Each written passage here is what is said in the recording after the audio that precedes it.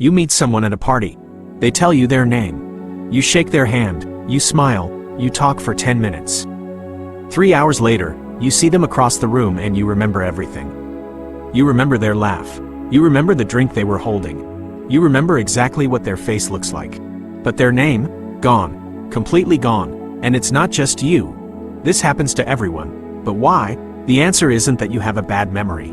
The answer is that your brain has two completely different systems for processing faces and names. And one of them is millions of years older than the other.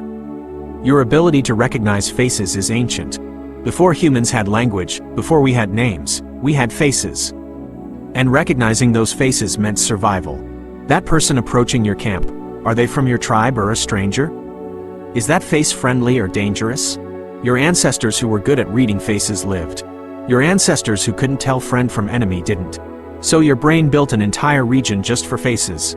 It's called the fusiform face area. Neuroscientist Nancy Kanwisher at MIT discovered it in 1997. When you look at a face, this specific part of your brain lights up. But when you look at anything else, a car, a house, a chair, it barely responds. Your brain has dedicated precious real estate solely to processing faces. And it's incredibly good at it. You can recognize a face you haven't seen in 20 years. You can spot a familiar face in a crowded stadium. You can recognize someone from just their eyes. That's because your fusiform face area doesn't see a face as parts. It sees it as a whole, as a pattern, as something your survival once depended on. But names? Names are new. Language itself only emerged somewhere between 50,000 and 200,000 years ago. And for most of human history, you didn't meet hundreds of people a year. You knew maybe 150 people your entire life. Anthropologist Robin Dunbar calls this Dunbar's number. And in a tribe of 150 people, you didn't need a name to know who someone was. You knew their face. Names are abstract. A name is just a sound. There's no logical connection between the sound, Jennifer, and the person standing in front to you. Your brain has to create that link from scratch. And it stores that link using your verbal memory system, the same system you use for phone numbers and grocery lists. That system is slow, it's fragile, it's easily overwritten, but a face gets stored in your visual memory. And your visual memory is vastly more powerful. Psychologist Lionel Standing showed people 10,000 images over 5 days. Days later, they could recognize over 80% of them. 10,000 images, 80% accuracy. Your brain is a visual machine. And here's the cruel part.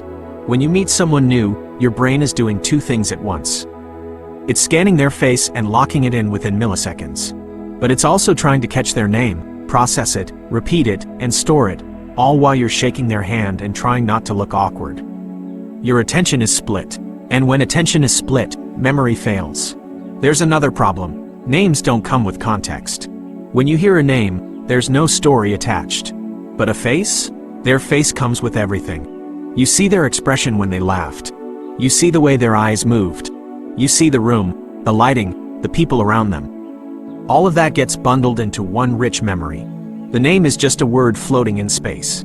That's why you can walk into a room and instantly know you've met someone before, even if you can't remember where. Your brain recognizes the face.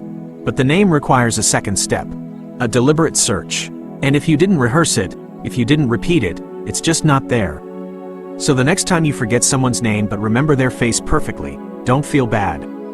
You're not broken. You're just running on hardware that spent millions of years learning to see faces in the dark. And only a few thousand years learning to attach sounds to them.